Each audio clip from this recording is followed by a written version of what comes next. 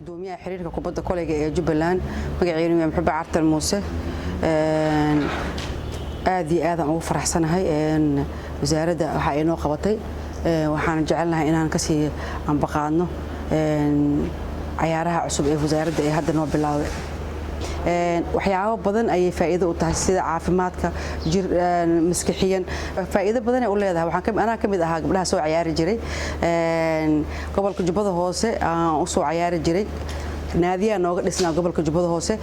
naadiga Injian ciyaari jiray kadib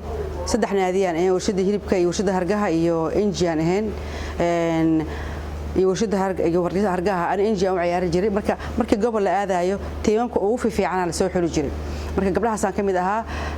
gobolka Jubbada Hoose hal koob ayaan soo qaadnay 83 koobkaas aan kamid ahaa gabdhaha soo qaaday oo ku guuleystaan kamid ahaa waxay ku xiran tahay qof kasta iyo waxay ku xiran tahay dadaalkiisa laakiin mustaqbal fiican waa laga gaari karaa hadii la dadaalo wasaaraddeena waxaan jeclahay inay noo sii anbaqaado ilaa heer aan noqono gobol ilaa heer aan noqono qaran magacayga Juweeri Jeelaani Maxamed waxaan ahay kabtanka Farjane gabdhii kolayga ciyaarayeen oo Jubbaland maadaama aan joogno wasaaraddeena oo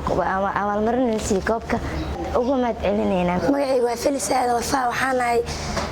tartamo ka socday xaafadda Midnimo waa ku faraxsanahay run ahaantii inaan ku soo booqano agaasimaha wasaaraddiisa